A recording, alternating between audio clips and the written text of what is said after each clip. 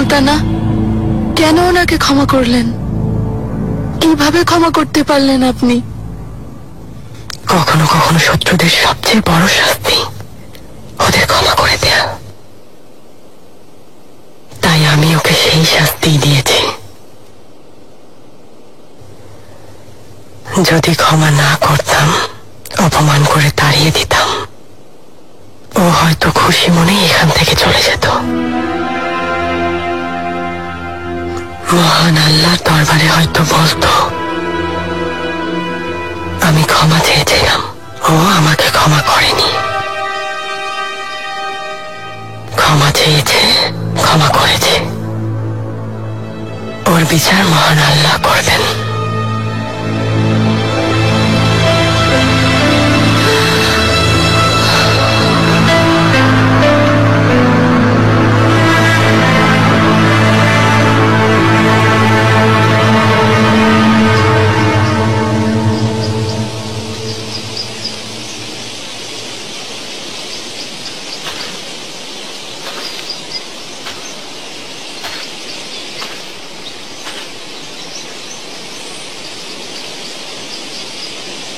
যাব না।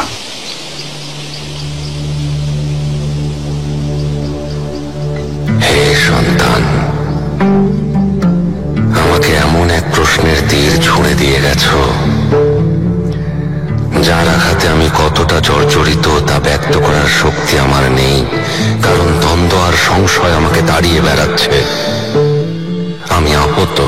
এমন এক দ্বন্দ্বে আমাকে ফেলে দিয়েছ যে আমি শঙ্কিত। তোমার কথা যদি সত্যি হয়, তাহলে দুনিয়া ও আখিরাতে আমি অপরাধী হয়ে থাকব। এখন এই পৃথিবী ধ্বংস হয়ে গেলেও আমার আর দুঃখ নেই, কারণ আমার পৃথিবী কষ্টের বানিয়ে জর্জরিত। হে সন্তান, দু চোখে অশ্রু ধরে রেখে বেঁচে থাকা আমার, কেন এই লুকোচুরি খেলা, কেন এই কষ্ট আমার? রক্ত বলিদানের বিনিময়ে বয়ে চলেছি অসহ্য যন্ত্রণা। ধীরে ধীরে আমাকে গ্রাস করে নিচ্ছে ধ্বংসের মন্ত্রণা। হে ভাগ্য বিধাতা, এ কেমন বিধ্বংসী বিচার তোমার? হৃদয় ঝলসানো কষ্ট নিয়ে আজ জীবন আমার। যে যন্ত্রণা বয়ে বেড়াচ্ছি তা সহ্য করা সহজ না। যারা এই কষ্টের স্বাদ পায়নি তারা আমায় বুঝবে না। হে মুহিব্বি, মৃত্যু ছাড়া এই কষ্টের নেই কোনো সমাপ্তি। হয়তো হবে সমুদ্র তোমার অশ্রুধারায়, সেটাই তোমার প্রাপ্তি।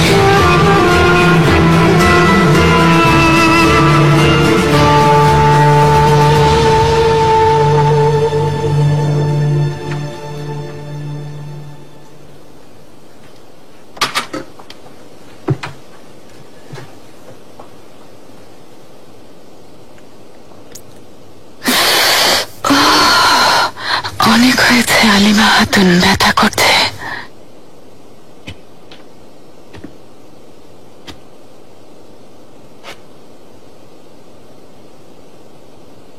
আলিমা খাতুন, আপনি অনেক মানুষের মৃত্যু দেখেছেন, তাই না? অনেক শিশুর জন্ম দেখেছি, চোখের সামনে অনেককে দেখেছি শেষ নিঃশ্বাস ত্যাগ করতে।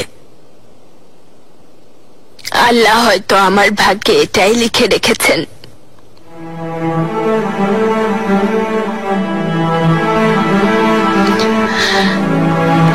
সবার সাথে কি এমন হয়? জাহাঙ্গীর মেহমেদ ওদের সাথেও কি এমনটা হয়েছে? ওরা ওকে মৃত্যুর ডাক শুনতে পেয়েছিল? জানি না সুলতানা, অনেক মৃত্যু দেখেছি, কিন্তু মৃত্যু না এলে এই পরিস্থিতি বোঝা সম্ভব না। একটা কথা ভাবছিলাম, মাওলানা রুমি বলেছেন মৃত্যু যন্ত্রণা আমলের উপর নির্ভর করে। আমার মৃত্যু কেমন হবে?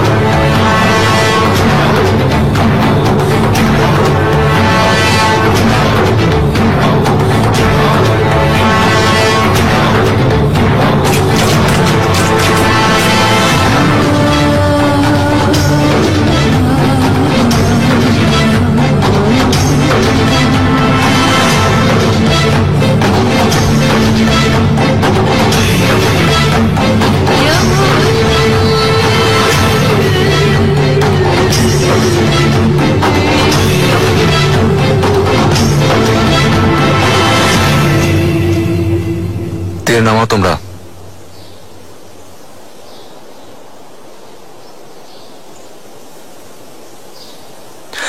তুমি ধোকা দেবে জানতাম, তাছাড়া আমার সামনে লড়াই করার সাহস তোমার নেই। এখন তোমাকে আমার হাত থেকে কে বাঁচাবে সেলিম? আম্মা বাঁচাবেন?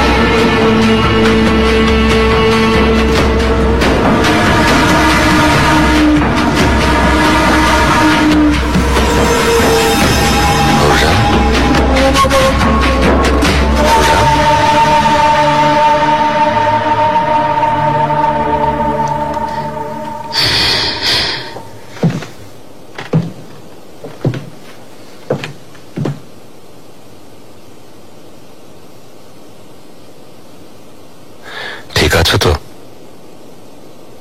আপনি এসেছেন, এখন ঠিক হয়ে যাব। চিন্তা করবেন না, একটা স্বপ্ন দেখছিলাম। নিশ্চয়ই যা দেখেছো ভালো দেখেছো। সুলেমান, কয়েকদিন ধরে আমি এখানে বন্দী হয়ে আছি। আল্লাহর দোহাই বাইরে যেতে চাই, খোলা বাতাসে। আপনিও চলুন, একসাথে হাঁটবো কিছুক্ষণ। তুমি যখন চাইছো তাহলে চলো। আমাকে দেওয়া ওয়াদা ভঙ্গ করে তুমি ভুল করেছো সেলিম। জীবন দিয়ে এর মূল্য দিতে হবে তোমাকে। ওয়াদার কথা বলছো বেয়াজিদ, তুমি রেখেছো।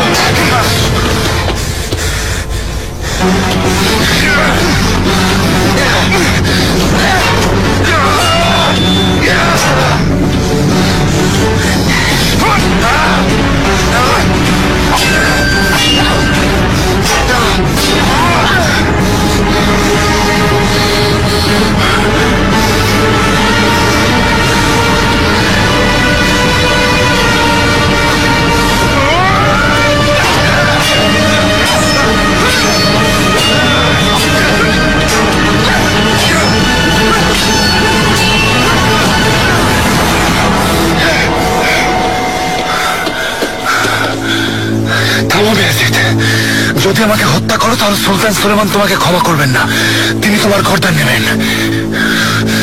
কিছু যায় আসে না। তুমি ক্ষমা চাইলেও, আমার পা ধরে জীবন ভিক্ষা চাইলেও মরতে হবে সেলিম, মরতে হবে।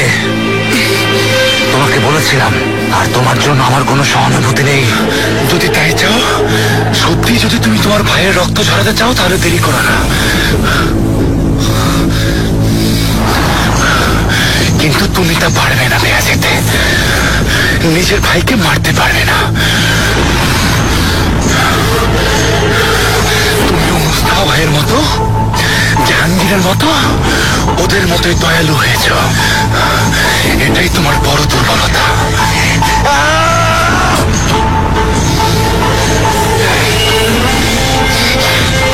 এটাই শেষ সেলিম।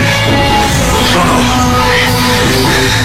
আর যদি এমন কিছু করো, তাহলে এই তলোয়ারে তোমার গর্দান নেব, মনে রেখো।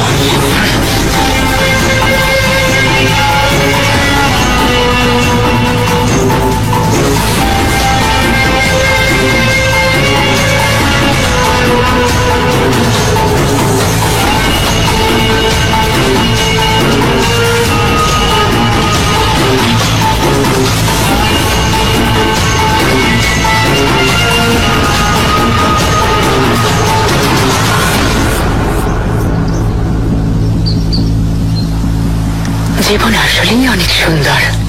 জীবন না থাকলে ফুল পাখির কোনো মূল্য নেই। আমাকে হুররাম বানিয়েছে আপনার এই ভালোবাসা। হাজার শুক্রিয়া। সময় যেন চোখের পলকে চলে গেল। মৃত্যু আমার দরজায় কড়া নাড়ছে। সন্তানদের খবর পাঠান সুলেমান। আপনার কোলে মাথা রেখে সন্তানদের উপস্থিতিতে মরতে চাই।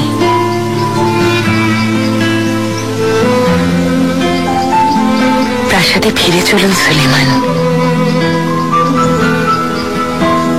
প্রস্তুত আছি।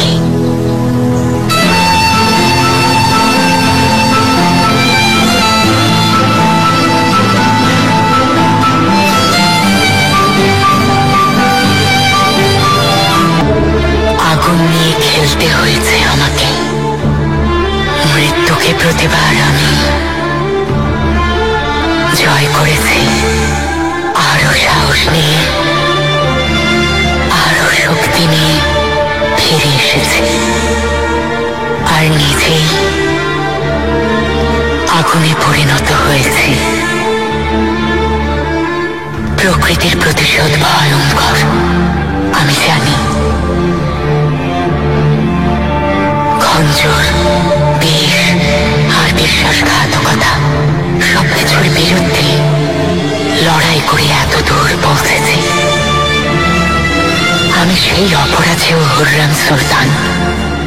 আমি ফিনিক্স পাখির মতো, কিন্তু এই যাত্রা এখানেই শেষ।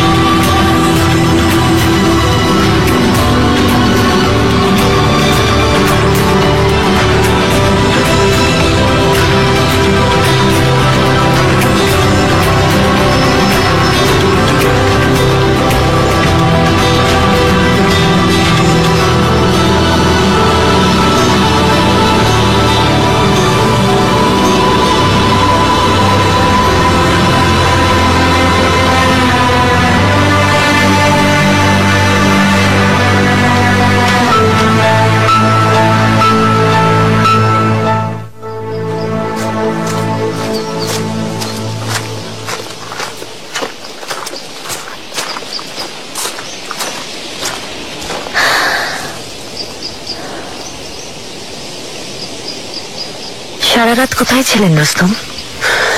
মিশর থেকে বার্ষিক খাজনা হিসেবে আসা স্বর্ণ মুদ্রার হিসাব নিয়ে সমস্যা দেখা দিয়েছিল। কোষাগার রক্ষক সহ কাজ করেছি, তাই রাতে প্রাসাদেই ছিলাম। আম্মা হয়তো সুস্থ হয়ে উঠেছেন। বুরসায় ওনারা আরো কিছুদিন থাকবেন ভেবেছিলাম, কিন্তু ফিরে আসছেন। ইনশাআল্লাহ মেহেরিমা, ইনশাআল্লাহ।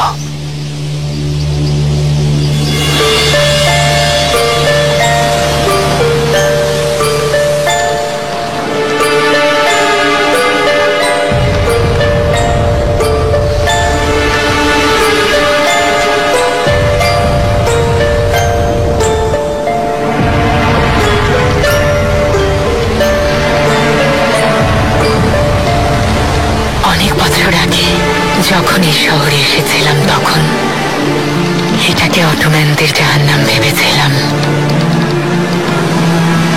অথচ আজ এই প্রাসাদ, এই শহরই আমার ঠিকানা। এই পৃথিবীতে এটাই আমার জান্নাত। আপনি জান্নাতের দরজা।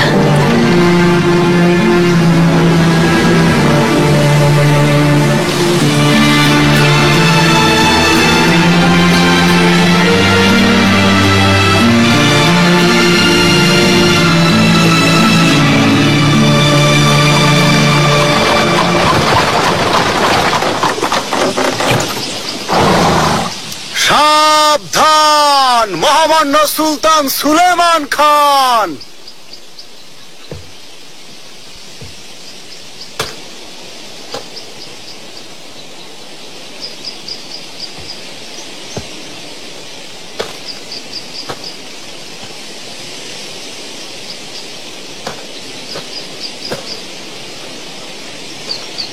জাহাপনা, স্বাগতম। মেহরিমা, চাঁদের মতো মেয়ে আমার, শুক্রিয়া।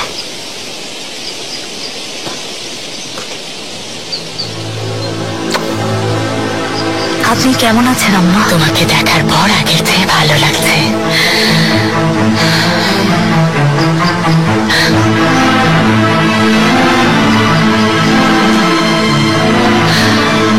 তোমার আম্মা ক্লান্ত, এখন বিশ্রাম নেবে, পরে দেখা করো।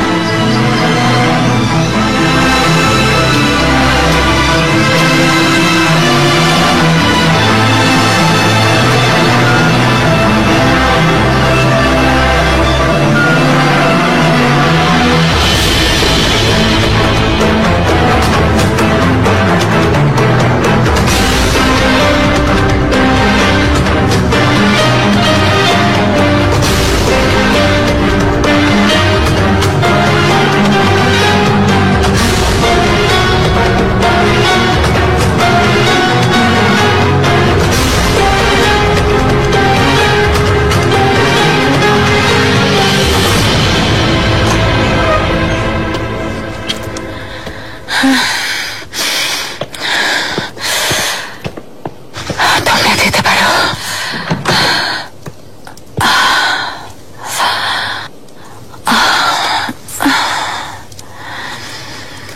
সুলতান, সুলতান এসেছেন। আগা, দরজাটা খোলো। সুলতান, আপনি চলে এসেছেন, প্রাসাদে আপনাকে স্বাগতম। সুলতান,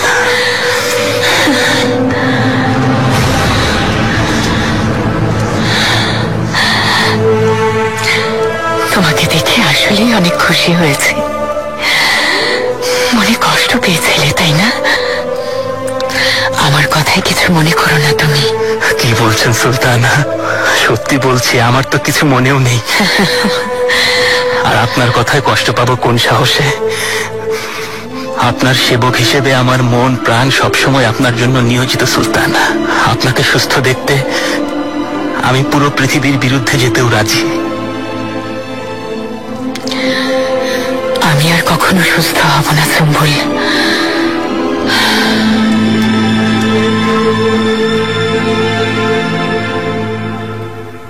জাহাপনা, কি হয়েছে? কিছু একটা লুকোচ্ছেন তা নিশ্চিত নাকি আম্মা?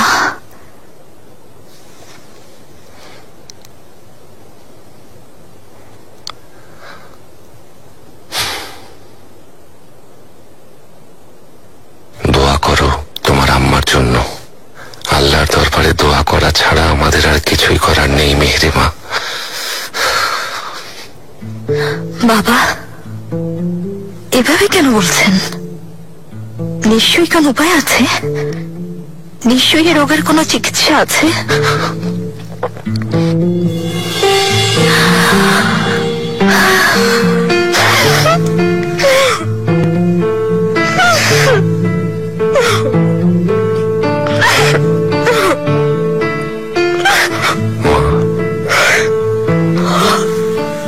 মেহেরিমা,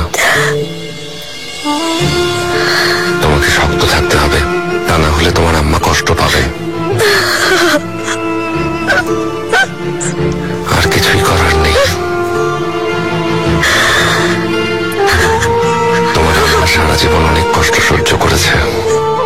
শেষ সময়টুকুতে আমি ওকে খুশি দেখতে চাই। সেজন্য সবার সহযোগিতা প্রয়োজন, বিশেষ করে তোমার। বুঝতে পেরেছ আমার লক্ষ্মী মেয়ে?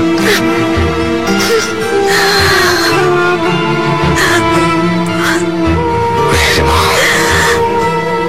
আমার পৃথিবীর আলো। আমার খুশির জন্য তোমাকে শক্ত থাকতে হবে।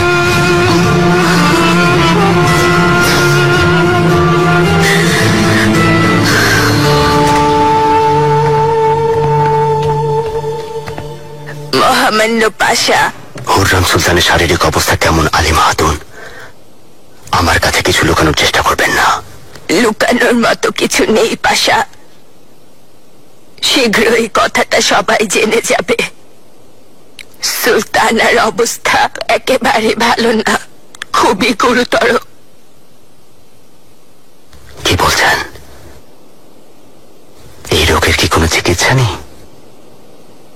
আফসোস, নিজেদেরকেও ওই সময়ের জন্য প্রস্তুত হতে হবে।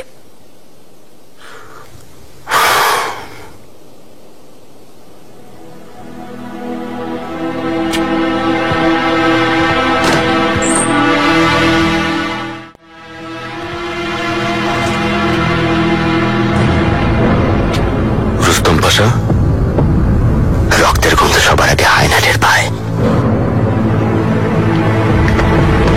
কি বললো আলিমা খাতুন? সুস্থ হবেন তো সুলতানা? না করল, সুলতানের অবস্থা গুরুতর, যে কোনো সময় তিনি বিদায় নিতে পারেন।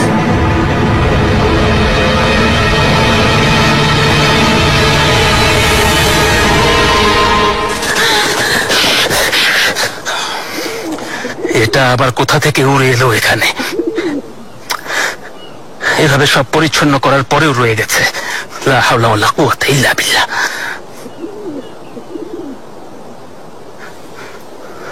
সুলতানা, কি হয়েছে? এক নতুন ঝামেলা শুরু হয়েছে সম্বল। ঘুমের ঘরে টানা ঝাপটানোর শব্দ পাই, যেন আমার খুব কাছে। কিন্তু চোখ খুলে আশেপাশে তাকালে পাখি বা অন্য কিছুই চোখে পড়ে না। হে আল্লাহ, আমাদের রক্ষা করো, সব ঠিক হয়ে যাবে ইনশাআল্লাহ। সত্যি বলছি, এসবের মানে আমি জানি না সুলতানা। আপনি চাইলে রাত জ্যোতিষীকে ডাকতে পারি। আর প্রয়োজন নেই। সত্যি বলছি সুলতানা, আমার এতদিনের চেনা জানা হুররাম সুলতান যেন বদলে গেছেন। আপনি সবার উপর কর্তৃত্ব করেছেন। হার না মেনে ভাগ্যকে জয় করে নেয়া হুররাম সুলতান আপনি।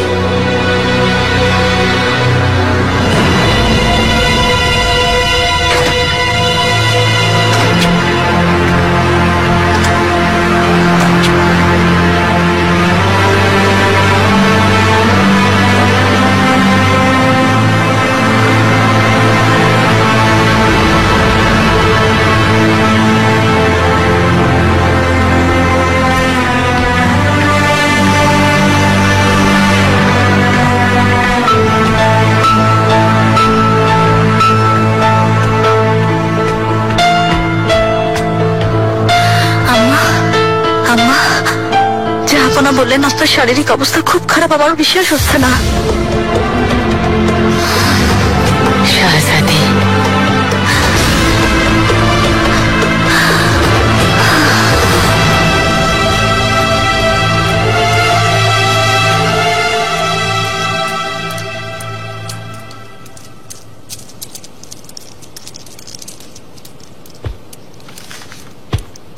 শাহজাদা সেলিমকে এই চিঠি পাঠানো হবে যাবো না।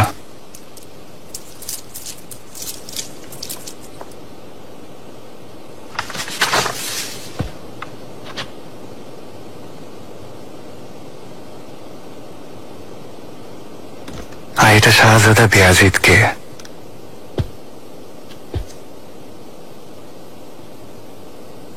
হ্যাঁ ঠিক আছে। বার্তাবাহককে বলো সবচেয়ে দ্রুতগামী ঘোড়ায় চড়ে যত তাড়াতাড়ি সম্ভব এই খবরটা পৌঁছাতে হবে। যত দ্রুত সম্ভব শাহজাদাদের রাজধানীতে দেখতে চাই। আর কতটুকু সময় হাতে আছে তা আল্লাহই জানেন।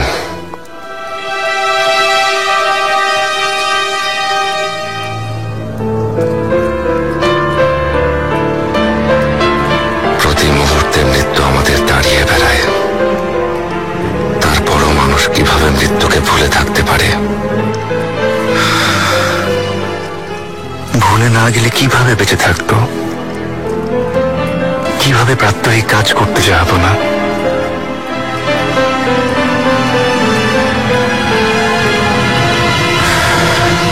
আপনার এখন সাম্রাজ্যের বিভিন্ন বিষয়ে মনোনিবেশ করা জরুরি যাবো না। নিজেকে ব্যস্ত রাখার চেষ্টা করুন। মেহমেদ পাশা রুস্তম পাশাকে এখনই আসতে বলো। যেমন আদেশ।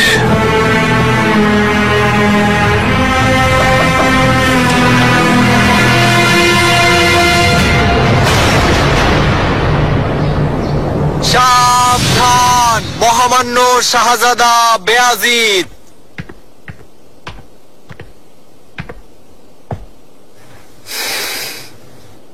এসেছেন বাবা, প্রাসাদে স্বাগতম। ওরান, আমার সাহসী শাহজাদা। আপনাকে নিয়ে চিন্তা হচ্ছিল, এসেছেন অবশেষে। চলে এসেছি ওসমান, চিন্তার কিছু নেই, চলে এসেছি।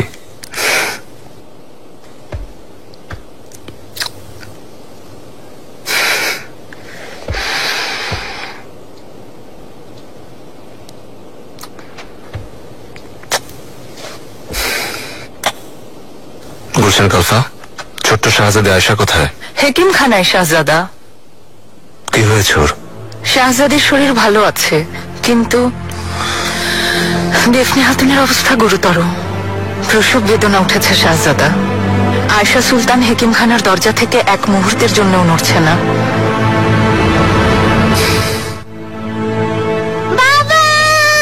আমার মেয়ে। আন্না বলেছি বাচ্চা হলে দেফনে মারা যাবে।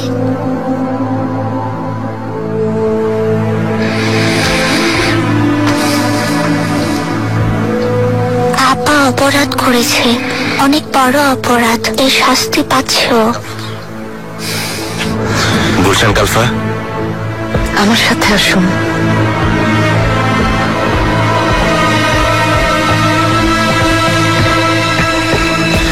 সময় হয়নি, এখনই কেন প্রসব ব্যথা উঠলো?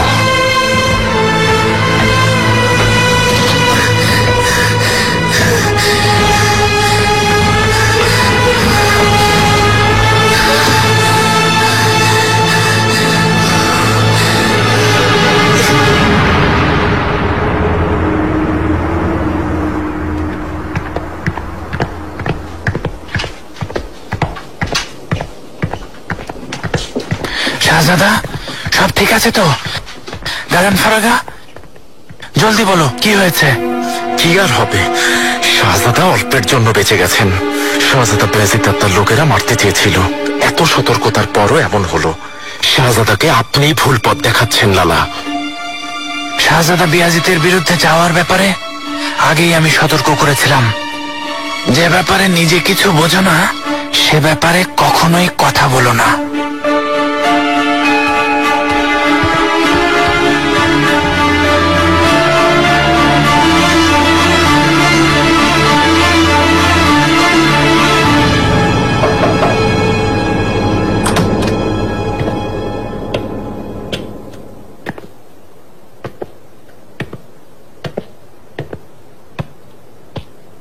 লালা এখন কারোর সাথে কথা বলতে চাই না।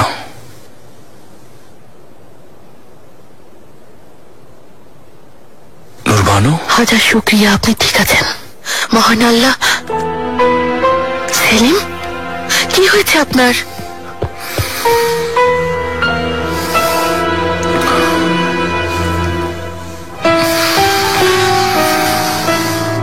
তুমি এখানে কি করছো? বেয়াজিদের ব্যাপারটা শুনেই আমি রওনা হয়ে গেছি। আদেশ অমান্য করেছি জানি, কিন্তু এভাবে হাত পা গুটিয়ে বসে থাকতে পারছিলাম না। বোঝার চেষ্টা করুন।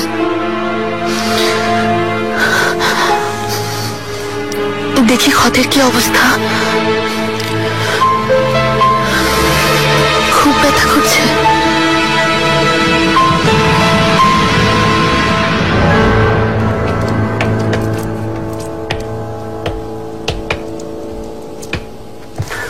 যাবো না।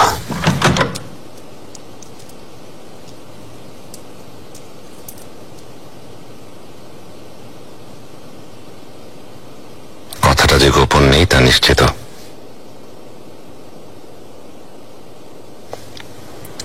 হয়তো ইতিমধ্যেই জেনে গেছো হুররাম সুলতানের অবস্থা ভালো না, কিন্তু সে চায় না কেউ তাকে সহানুভূতির চোখে দেখুক।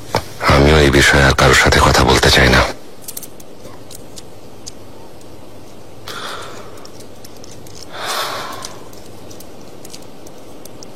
রুস্তম পাশা, ইতালি থেকে আসা ইহুদিদের খবর কি? সব ঠিকঠাক আছে তো? চিন্তা করবেন না, যাবো না। সিনিয়রা মেন্ডেসের সাথে যোগাযোগ রাখছি। ছোটখাটো সমস্যা দেখা দিলে নিজেরাই সমাধান করে নিচ্ছে। সবকিছু আপনার আদেশ অনুযায়ী হচ্ছে।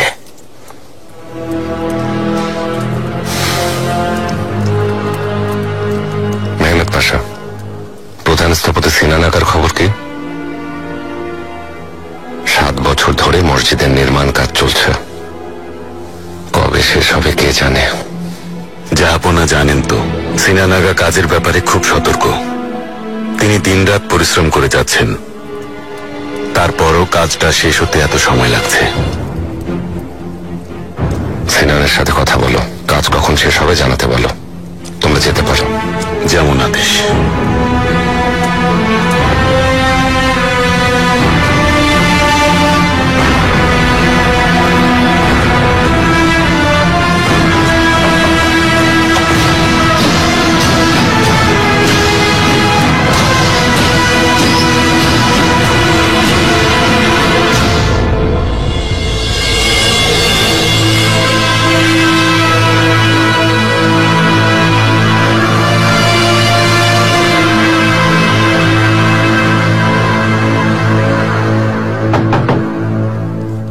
এসো।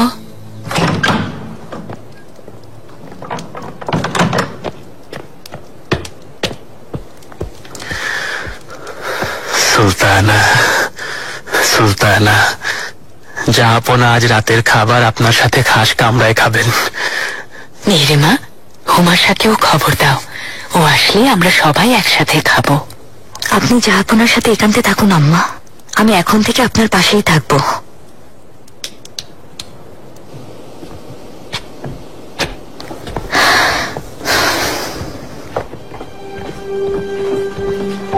সুম্বুল, কিছুই কি করার নেই।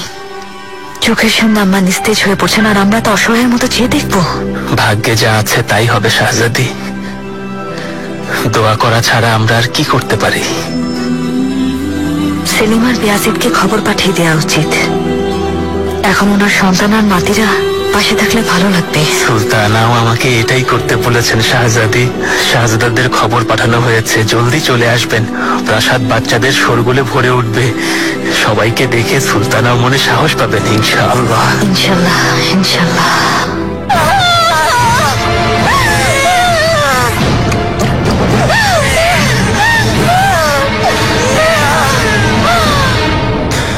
ভাবছো আবারও ভুল করেছি, তাই না আপনাজা? দোয়া করি যেন অনুতপ্ত হতে না হয়।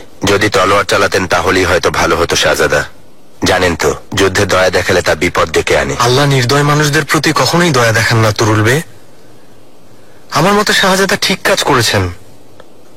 আল্লাহ না করুন শাহজাদা সেলিমের জীবন কেড়ে নিলে মাননীয় হুররাম সুলতানের সামনে কোন মুখে দাঁড়াতেন? তার চেয়ে বড় কথা, নিজের বিবেককে কি জবাব দিতেন আপনি? আপনি মন থেকে খুবই দয়ালু শাহজাদা। আর এখানেই শাহজাদা সেলিমের সাথে আপনার পার্থক্যটা সবাই বুঝতে পারবে। কোন শাহজাদাই বিবেকবান বলে সিংহাসনে বসেননি লোকমান আগা। আর তাছাড়া দয়া কখনো একতরফা হতে পারে না।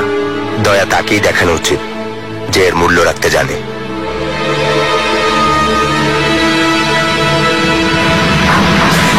এসো। মহামান্য শাহজাদা, দেফনে হাতুনের বাচ্চা হয়েছে।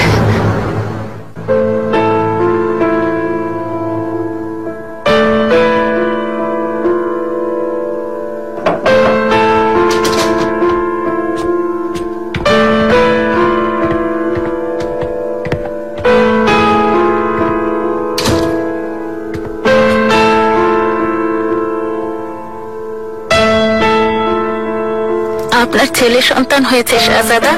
দেফনে হাতুন ঠিক আছে, ঘুমের ওষুধ দিয়েছি, কিন্তু বাচ্চার শ্বাস নিতে কষ্ট হচ্ছে। সময়ের আগেই জন্মেছেন। আশ্চর্যজনক ঘটনা। আল্লাহ সাহায্য করুন, আমার বাচ্চার প্রতি আপনি দয়া করুন আল্লাহ। ওকে সুস্থ রাখতে সাধ্যমতো চেষ্টা করুন। আমরা সর্বোচ্চ চেষ্টা করছি শাহজাদা। এখন সবকিছু আল্লাহর হাতে। দোয়া করুন, ইনশাল্লাহ আল্লাহ আমাদের সবার দোয়া কবুল করবেন।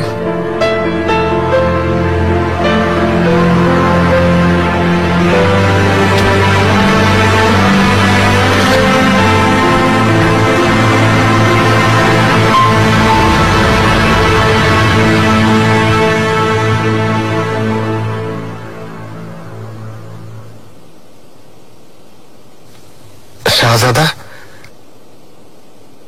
হাতুনকে ফাঁসি দেওয়ার আদেশ কি বহাল থাকবে? এখন কি এসব কথা বলার সময় লোকমান আগা?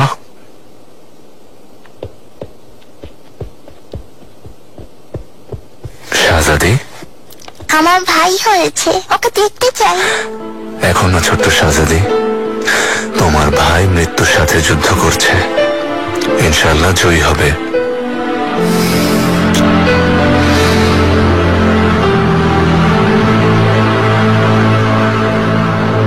কেন ওখানে গেলেন?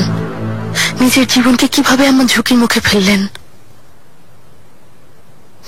এখানে থাকলে কিছুতেই যেতে দিতাম না। বাধ্য হয়েছি নুরবানু। বেয়াজিদ আমার আত্মমর্যাদায় আঘাত করেছে।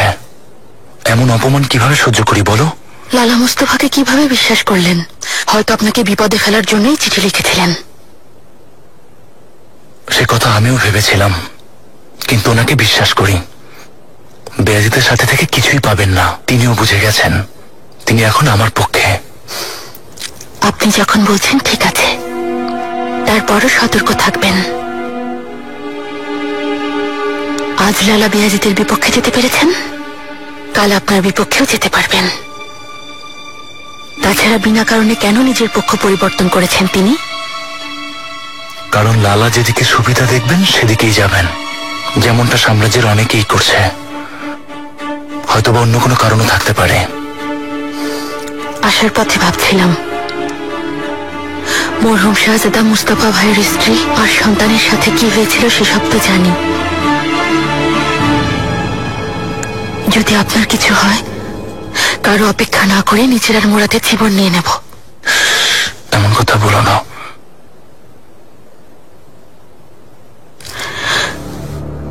একটা প্রশ্ন মাথায় ঘুরছে। শাহজাদা বেয়াজিদের গর্দানে যদি আপনার তলোয়ার থাকতো, তাহলে কি আপনিও দয়া দেখাতেন, নাকি জীবন নিয়ে নিতেন? কথাটা আমিও ভেবেছি। জাহাপনা নিজেও অনেক দয়ালু, কিন্তু নিজের সিংহাসনের প্রশ্নে তিনি সন্তানকেও দয়া দেখাননি।